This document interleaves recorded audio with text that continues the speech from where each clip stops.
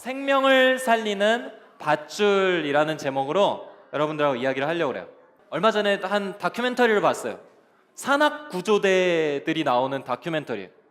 여러분들 그냥 일반적으로 119 소방대원이 불길을 뚫거나 아니면 어떤 위급한 상황에 들어가서 사람을 구해내는 거는 많이 봤을 텐데, 산악구조대원 같은 경우는 조금 더 특별한 위치에 있으신 분들이에요.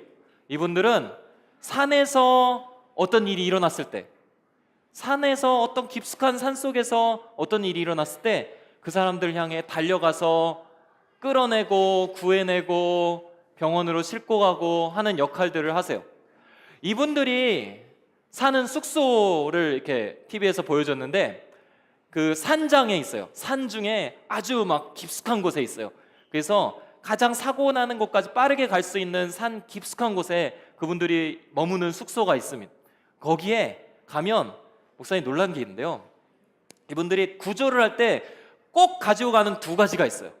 일단 옷은 입고 있고 꼭 가지고 가는 두 가지, 하나는 밧줄이었고요, 하나는 랜턴이었어요. 이 가로등이나 이런 불빛이 별로 없기 때문에 랜턴은 필수적이고요. 그 다음에 꼭 가져가는 게 어깨에 메고 아주 굵은 밧줄을 한 매면 몇 킬로가 된대요. 그거를 메고 막 달려나가는 거를 봤어요. 밧줄과 랜턴 같은 경우는 평소에는 거추장스럽습니다. 무거워요. 아, 이것까지 들고 다녀도 되나? 근데 아주 위급한 상황이 왔을 때, 정말 생명이 왔다 갔다 하는 아주 위급한 상황이 왔을 때 다른 어떤 게 필요한 게 아니라 그때는 밧줄이 필요합니다. 근데 성령님께서 이 밧줄의 역할을 하신다는 거예요. 오늘 우리가 읽었던 본문에 보면 베드로가 나와요. 우리가 아는 베드로의 여러 가지 모습들이 있잖아요. 하나, 예수님 앞에서 처음 부르심 받았던 좀 어리버리했던 베드로, 막 아무것도 모르고 예수님 따라다녔던 그 베드로, 어느 때는 막 예수님에 대해서 주는 그리스도이시고 살아계신 하나님의 아들입니다. 그래서 오, 네가 정말 하나님이 알려주신 대답을 네가 하는구나 하고 칭찬받던 그 베드로, 나중에는 예수님이 십자가에 못 박히시려고 잡혀가실 때 예수님의 잡아가는 사람들이 무서워서 예수님을 부인했던 그 베드로, 그리고 예수님 와서 그 부인한 것들, 예수님을 외면했던 것들을 용서해 주시면서 예수님의 용서를 받았던 베드로, 그 베드로가 이제 나중에 어떻게 변화되는지 그 마지막 장면쯤이 오늘 읽은 본문쯤에 나와요. 예수님이 부활하셨어요. 십자가에 못 박히시고 3일 만에 부활하셨어요. 부활하셔서 이제 제자들과 40일 동안 함께 지내십니다. 밥도 먹으시고 십자가에 못 박히셨던 것도 보여주시고, 내가 정말로 하나님이 나를 살리셨다, 내가 죽었지만 부활했다 하는 걸 제자들한테 다 보여주시고, 계속 살아계셨으면 너무 좋았을 텐데요, 예수님은 빠이빠이, 안녕, 이제 나 봤지? 너네가 이제 증인이야, 나는 간다 하고 예수님은 하늘로 올라가세요. 그래서 제자들이 너무 예수님과 같이 있으니까 좋았는데 예수님이 떠나가니까 불안한 거예요. 예수님이 딱 한마디 하고 가십니다. 얘들아, 예루살렘을 떠나지 말고 예루살렘에서 너희들이 기다려. 하나님이 약속하신 거 보내주실 텐데, 하나님이 약속하신 그 성령님을 너희에게 보내주실 때까지 너희는 좀 기다려라. 이 말씀하시고 안녕 하고 올라가세요. 제자들이 너무 마음이 불안한 거예요. 그래도 뭐 예수님이 말씀하신 그 한 가지가 있으니까 같이 모여서, 예루살렘에서 모여서 기도합니다. 어느 날 진짜 하나님이 약속하신 성령님이 그 다락방에 임하시는 거예요. 성령님이 오셨어요. 예수님이 오실 때는 조용히 오셨지만 성령님이 오실 때는 굉장히 멋지게 오세요. 성령님 오실 때 성령의 표현이 여러 표현들이 있는데, 물이고 뭐 비둘기고, 근데 이 다락방에 임하실 때의 성령님의 표현은 두 가지. 불의 혀, 불길이 일어나는데 그 불길의 끝에 나오는 막 불꽃이 막 퍼지는 그 불의 혀같이 임하셨다, 각 사람에게. 그리고 또 한 가지는 급하고 강한 바람 소리와 함께. 급하고 강한 바람 소리가 막 불면서 불의 혀같이 막 뜨거운 불길이 각 사람에게 임하는 것이 보여진 거예요. 그때 기도하고 있었던 모든 사람들이 다 같이 막 뜨거워집니다. 하나님에 대해서 알게 되고 하나님이 약속하신 성령이 바로 이거였구나 다 깨닫게 돼요. 그와 동시에 사람들이 기도를 하는데요, 우리나라 말로 기도하는 게 아니에요. 다른 나라 말로 기도를 하게 되는 거예요. 여기저기 세계 각지의 말로 막 큰 소리로 웅성웅성웅성웅성, 이쪽에서 쌀라쌀라쌀라쌀라, 이쪽에서 쌀라쌀라쌀라 이러면서 막 기도를 하는 거예요. 그 소리가 얼마나 컸던지 주변 사람들이 다 모여들었어요. 뭐야 저 집에 무슨 일이 일어난 거야? 웬 소리가 이렇게 들리는 거야? 하면서 사람들이 다 몰려들었어요. 다 몰려들어서 보는데 이 사람들이 분명히 유대 사람들인데 자기네는 외국인인데 자기가 알아들을 수 있는 그 외국말로 기도를 하고 있는 거예요. 그러면서 사람들이 깜짝 놀랐어요. 이 사람들 뭐지? 혹시 술 먹었나? 술 취해갖고 지금 막 주정하는 건가? 왜 이렇게 시끄러운 거야 이 사람들? 막 이렇게 하면서 웅성웅성 된 거예요. 그때에 베드로가 딱 일어납니다. 담대하게 딱 일어나서 세 가지를 이야기합니다. 첫 번째는, 이거는 무슨 일이냐면 하나님이 약속하신 것이 지금 이 자리에서 이루어진 거다 하고 하나님의 약속이 이루어진 거다라는 이야기를 해요. 너네가 보고 있는 성경에, 구약 성경에 많은 예언자들이 그날이 되면 하나님이 약속하신 영을 모든 사람들에게 부어줄 거다라고 하나님이 약속하셨는데, 그날이 바로 오늘이고 여러분들이 보는 이 장면이 바로 하나님의 영이 임한 하나님의 약속하셨던 그 장면이다. 첫 번째 이야기.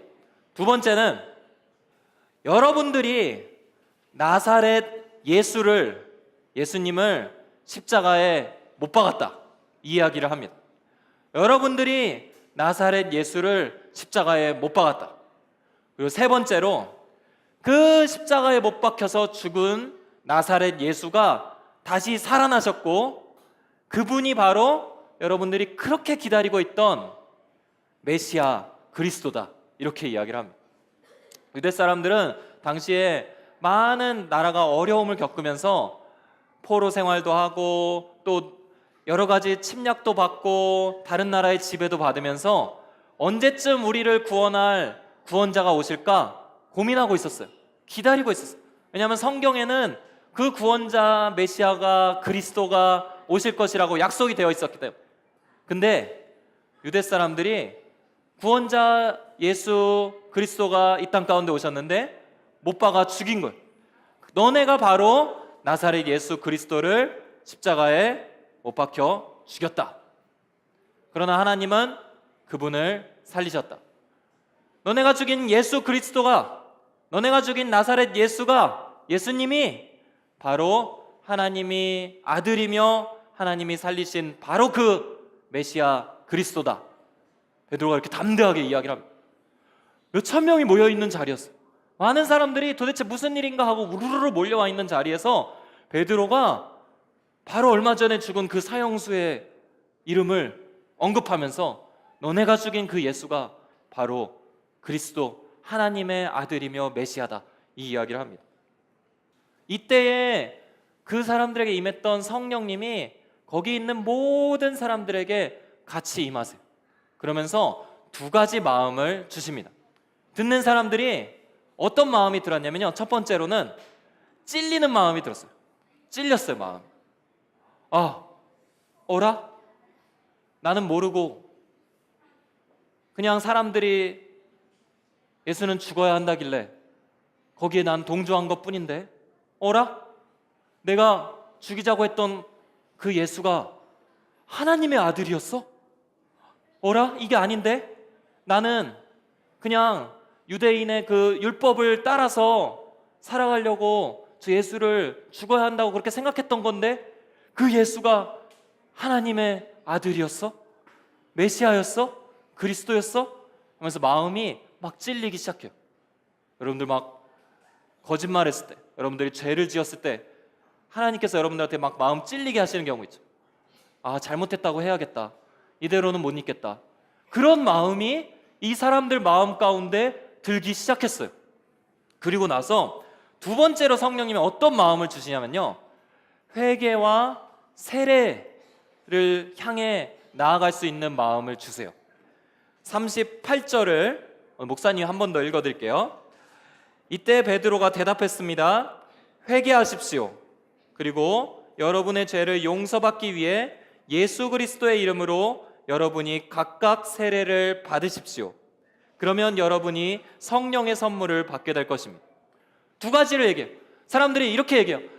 그러면 베드로요, 우리는 어떻게 해야 합니까?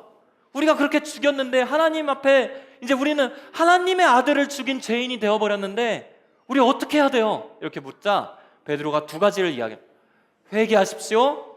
그리고 예수님의 이름으로 세례를 받으십시오. 회개하십시오. 세례를 받으십시오. 이 두 가지를 얘기해요. 회개는 뭐냐면요, 마음을 바꾸는 걸 얘기해요. 이렇게 보여진 마음을 이렇게 바꾸는 걸 얘기해요. 내 마음이 지금은 하나님 앞에서 이런 마음이었다면, 다친 마음이었다면 그 마음을 활짝 여는 거. 내 마음이 하나님을 잘 바라보지 못했던 마음이었다면 이제는 하나님을 완전히 바라보겠다고 마음을 뒤집어서 바꾸는 거를 의미합니다. 그게 회개예요. 세례는 뭐냐면, 여러분들이 흔히 보는 세례는 물로 이렇게 사람 머리 위에 얹는 세례를 봤을 거예요. 어떤 세례는 물속에다가 완전히 풍덩 잠기게 하는 세례도 있어요. 근데 그 세례의 의미가 뭐냐면 예수 그리스도의 이름으로 세례를 받는 거예요. 예수님과 내가 이제는 한 몸이 되었다는 것을 의미하는 거예요. 내가 이제는 예수님을 따라 사는 예수님의 사람이 될래요 라고 고백하는 게 바로 세례예요. 우리는 너무 예수님을 믿는 게 자연스럽고 또 예수님을 믿는다고 해서 크게 불이익을 받지 않는 자유로운 나라에서 살고 있지만, 만약에 예수님을 믿는 것이 굉장히 어려운 나라가 있어요. 예수님을 믿는다는 것을 알려지기만 해도 내가 굉장히 두렵게 위험에 빠질 수 있는 나라들이 있어요. 그런 나라에 가면 세례가 되게 중요해집니다. 그런 나라에 가면 물로 잠겨서 세례를 주는 이 예식이 조용한 교회 안쪽에서 아무도 보지 않는 어떤 곳에서 이루어져요. 그거를 공개해놓고 사람들 앞에 다 드러낼 수가 없는 거예요. 그리스도인이 되면 그런 나라에서는 신분증에, 자기가 갖고 있는 주민등록증이나 신분증에 기독교인이라는 표지가 붙어요. 그러면 어디 가서 신분증을 낼 때 언제나 불이익을 받는 거예요. 너 예수 믿는 사람이었어? 그러면서 언제나 그 불이익을 받을 준비와 각오가 돼 있는 사람이 세례를 받아요. 그럼에도 나는 예수님과 하나이고 싶습니다. 그럼에도 나는 그리스도인이 되겠습니다. 고백하는 사람이 세례를 받아요. 어느 나라는 예수님을 믿고 세례를 받고 그리스도인이 된 것만으로도 이제 부모와 자식 간에 원수가 되는 나라가 있어요. 그런 나라에서는 형제 자매들이 이 예수님을 믿는 사람을 죽여도 그거는 그 나라 법에는 어긋나지 않는 그런 나라도 있어요. 예수님을 믿는다는 거는 그런 사람들에게는 예수님을 믿는 게 그런 어려움과 위험과 불이익을 감수하면서도 나는 예수님을 나의 주님으로 고백합니다. 나는 예수님으로 인해 살 거고 예수님으로 인해 죽는 그 길을 택하겠습니다. 나는 어떤 불이익이 와도 예수님을 믿는 걸 절대 포기하지 않겠습니다. 이렇게 고백하는 사람들이 예수 그리스도의 이름으로 세례를 받는 거예요. 베드로가 이야기했어요. 여러분들은 회개하십시오. 마음을 바꾸십시오. 또 여러분들은 예수 그리스도의 이름으로 세례를 받으십시오. 이제부터는 다른 신을 섬기는 것이 아니라 예수님을 섬기는 그리스도인이 되십시오. 이 두 가지를 이야기해요. 그날 거기 있던 수천 명의 사람들 중에 3,000명이나 되는 사람들이 예수님을 믿고 성령의 세례를 받고 예수님의 예수님을 구주로 고백하는 역사가 일어나요. 사람이 설득해서 3,000명이 바뀌지 않아요. 어떤 좋은 말로 해도 3,000명이 그 어려움을 무릅쓰고 예수님께로 돌아오는 일은 없습니다. 그러나 성령의 역사가 그 자리에 함께했기 때문에 3,000명이나 되는 사람들이 예수님께로 돌아왔다고 성경은 적고 있어요. 이게 바로 성령의 밧줄 역할이에요. 성령의 밧줄, 생명으로 이끌어내는 밧줄이에요. 그리고 그 밧줄은 예수님이 어떠한 분이신지를 내 마음 가운데서 보게 되는 밧줄이에요. 목사님도 이 밧줄을 붙잡은 적이 있어요. 예수님이 어떠한 분이신지를 그냥 말로만 듣고 말씀으로 설교 때만 잘 듣고 그렇게 있었는데 어느 날 똑같이 예배드리는 시간인데 이 밧줄이 제 마음 가운데 내려왔어요. 예수님의 십자가가 내 마음속에서 저 십자가가 나의 죄를 위해서 못 박히신 거구나. 저 예수님이 들고 가신 그 무거운 십자가는 내가 져야 했었는데 예수님이 대신 지신 거구나. 이렇게 고백되는 시간이 있었어요. 그 밧줄이 내려왔을 때 목사님 그걸 붙잡았어요. 그리고 제 마음속에서 정말 눈물과 정말 여러 가지 마음이 하나님 앞에 고백되면서 진짜 기도가 그때 터져 나왔어요. 그리고 그 밧줄을 지금까지 생명의 밧줄로 계속해서 붙잡고 있어요. 많은 사람들에게 이 밧줄이 내려옵니다. 내려와요. 근데 어떤 사람들 가운데는 이 밧줄을 피하는 사람이 있어요. 죽음의 위기에 있는데 이 밧줄 붙잡지 않으면 생명의 줄이 끊어질 텐데 그냥 썩은 나뭇가지 하나 붙잡고 절벽에서 아주 위태롭게 매달리고 있는데 이 생명의 밧줄이 내려오는데 이거 뭐야? 치워버린 거예요. 귀찮아, 지금 힘들어 죽겠는데 이 밧줄 뭐야? 그 밧줄을 붙잡지 않고 피하는 사람들이 있어요. 마치 전화가 걸려오는데 그 전화를 딱 받는 것처럼 여러분들에게 밧줄이 하나씩 내려올 텐데 하나님이 예수님이 어떠한 분이신지를 여러분들한테 보여드리고 하나님이 예수님의 그 십자가가 어떠한 것인지를 깨닫게 하는 그 역사가 여러분들 마음 가운데 내려올 텐데 그 밧줄을 밀쳐내지 마시고, 어떤 친구도 밀쳐내는 친구 있어요. 기도할 생각 안 해요. 근데 밀쳐내지 마시고 그 밧줄을 붙잡고 기도하세요. 성령님이 여러분들 마음을 찌르실 때 내가 하나님 앞에서 이런 모습이었구나 보여주실 때, 그리고 회개와 또 예수 그리스도로 인한 세례의 길로 여러분들을 인도하실 때 그 초청에 반응하시는 여러분들 되시기를 주님의 이름으로 축원합니다. 그때에 정말 여러분들 마음 가운데 생명의 열매가 맺힐 거예요. 그때에 정말 여러분들 가운데 인생에서 꼭 만나야 되는 예수 그리스도를 만나는 역사가 있을 거예요. 여러분들에게 성령의 생명의 밧줄이 내려올 때 그거를 붙잡을 수 있는 여러분들, 그리고 이번 여름 되시기를 주님의 이름으로 축원합니다. 기도하겠습니다. 하나님 아버지, 감사합니다.